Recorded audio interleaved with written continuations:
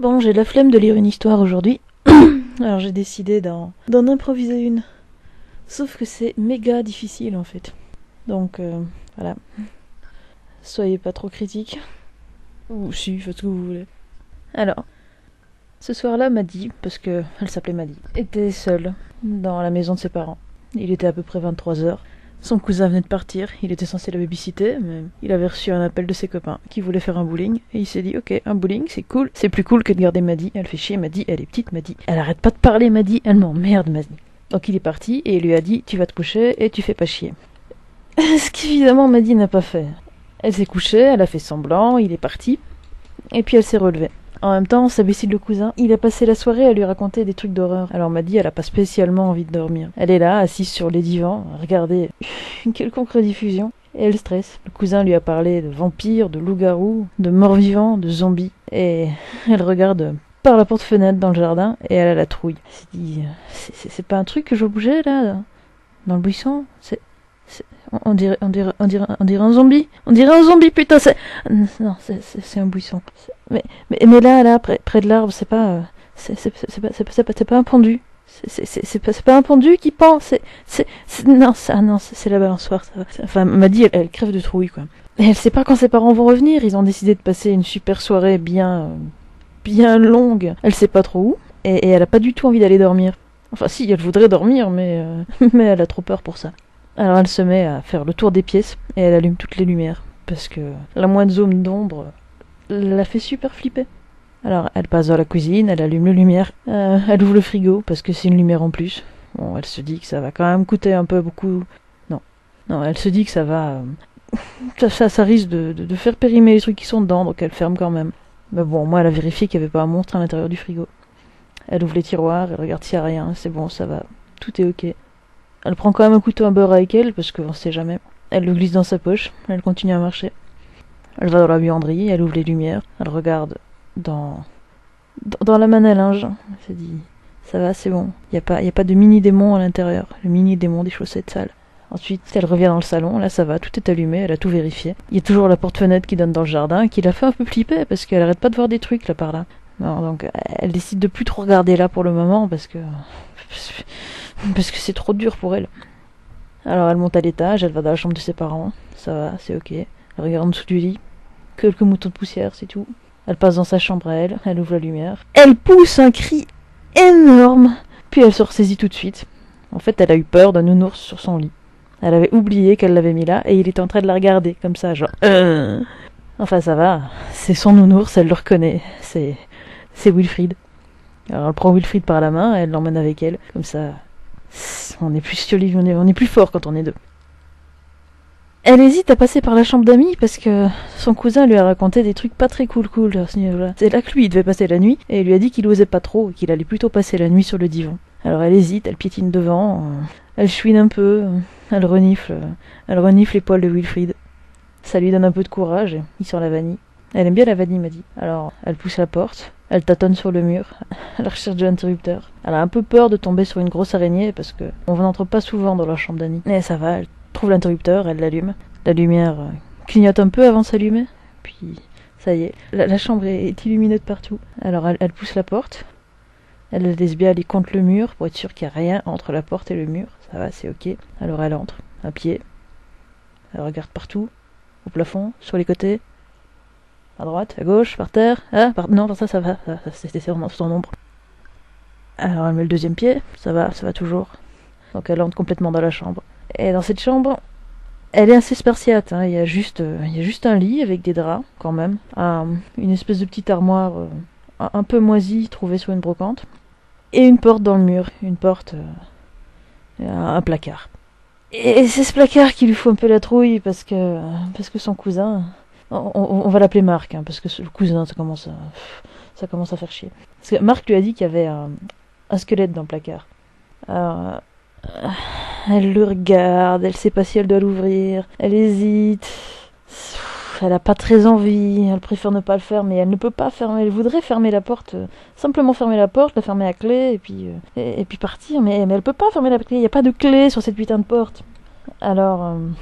Alors elle hésite encore un peu, elle regarde en dessous du lit, ça va, y a rien, c'est normal, on n'a jamais dit qu'il y avait un truc en dessous du lit. Elle regarde dans la petite armoire, il y a juste quelques draps, quelques thés d'oreiller. Sur le mur, il y a un cadre avec des poneys. Alors, regarde les poneys. Elle se dit qu'elle s'en fout, en fait. D'habitude, elle aime bien les poneys, mais là, elle s'en tape. À la limite, elle aurait préféré des canards. Donc, elle revient près du placard et elle hésite. Et elle chipote, elle touche la poignée, et puis elle s'éloigne, elle repart jusqu'à la porte. Elle se dit non, je veux pas. Non. Elle reprend elle sort, elle prend la porte, elle la ferme, et elle reste là, dos à la porte, un moment, dans le couloir. Puis, elle est là depuis quelques minutes, et elle sait pas, elle a l'impression qu'elle entend des bruits, en bas, derrière la porte, partout dans la maison. Elle a trouille, elle a 12 ans. Alors, elle prend quand même son courage à deux mains et elle entrouvre la porte, elle regarde dans la chambre d'amis. Tout est exactement comme elle l'a laissé. En même temps, le contraire serait étonnant. Alors elle rentre à nouveau dans la chambre d'amis. Elle hésite. Elle s'approche du placard. Elle écoute au travers. Il lui semble qu'elle n'entend rien. Il lui semble qu'elle n'entend rien, mais elle n'ose toujours pas l'ouvrir. Elle décide de redescendre alors. Elle redescend dans le salon, elle regarde par la porte-fenêtre. Elle voit encore plein d'ombres qui foutent des chocottes. Elle passe par la cuisine, elle se prend un verre de jus d'orange. Elle se dit, allez, là, ce verre de jus d'orange, c'est du carburant, ça me motive, ça me donne du courage. Je vais monter jusqu'au placard et je vais ouvrir la porte. Et si tout va bien, je pourrai finir mon verre de jus d'orange. Voilà. Et s'il y a quelque chose, je pourrais lancer mon verre de jus d'orange dessus. Alors elle remonte encore une fois. Et là, devant le placard, elle hésite encore. Mais cette fois-ci, elle met une main sur la poignée, dans l'autre, elle a son verre de jus d'orange et elle est prête à le bazarder sur quiconque sortira du placard. Alors, elle respire une fois, 2 fois, 3 fois.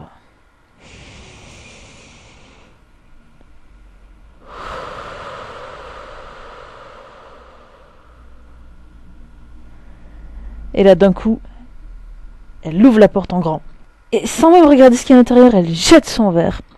Le contenu du verre et le verre lui-même, qui va s'éclater contre le placard, enfin contre le mur tout au fond du placard. Elle crie en faisant ça, elle fait ah, Kang, et elle referme le placard. Sauf que pendant qu'elle faisait ça, elle a fermé les yeux et elle a aucune idée de s'il y a quelque chose dans le placard. Elle se dit c'est pas vrai, mais je suis trop conne. Et puis elle a acheté le verre et il s'est probablement cassé vu le bruit que ça a fait. Et elle sait que si ses parents le voient, elle va se faire engueuler. En plus de se faire prendre pour une idiote parce que les placards ne contiennent pas de squelette dans aucun monde. Ou pas dans le nôtre en tout cas. Alors elle recommence. Elle met sa main sur la clinche. Tout doucement. Elle entrouvre la porte. Elle jette un œil à l'intérieur. Elle voit que dalle, il fait sombre. Elle en trouve un peu plus. Un ray de lumière entre. Elle voit toujours pas grand chose, surtout qu'en mettant sa tête devant, elle crée de l'ombre. Alors elle respire encore un coup, et elle y va, elle ouvre en grand, cette fois-ci en gardant les yeux ouverts. Et là, elle se met à hurler. Ah! Parce que ce qu'elle voit, elle s'y attendait pas spécialement, enfin si, non, je sais pas. Elle s'y attendait, en même temps elle s'y attendait pas. Dans le placard, il y a un putain de squelette. Un squelette taille humaine, taille adulte, avec des os brinque-ballantes partout, et qui la fixe de son regard... particulièrement vide, de ses orbites, sans yeux, sans globe oculaire. Et elle crie comme ça pendant 1 minute entière. Ah! Puis elle finit par être à court de souffle. Alors elle le reprend. Et elle s'apprête à continuer à crier, et puis elle se dit non mais c'est bon, ça fait 1 minute que je crie, et il m'a toujours pas attaqué, donc je devrais pouvoir arrêter de crier. Donc elle arrête de crier. Enfin, elle fait... voilà. Et là elle se rend compte qu'en fait c'est un squelette, il n'y a pas de choix. C'est un squelette. Mais elle le reconnaît, ce squelette. Elle l'a déjà vu. C'est le squelette que son père emporte régulièrement quand il va à l'école. Elle se dit merde, c'est William, putain. C'est un squelette, d'accord, mais c'est William, c'est ok, c'est juste, c'est bêtement, tout simplement, le squelette que son père utilise pour son cours de biologie.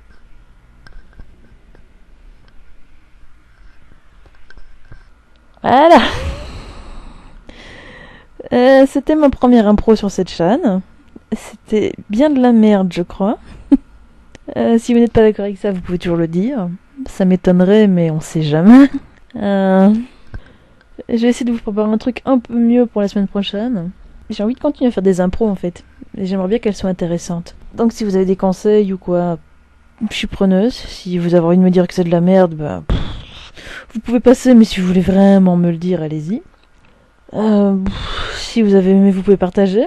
Même si je sais pas si c'est une bonne idée. Enfin voilà. Merci d'avoir écouté jusque-là. Et à jeudi prochain.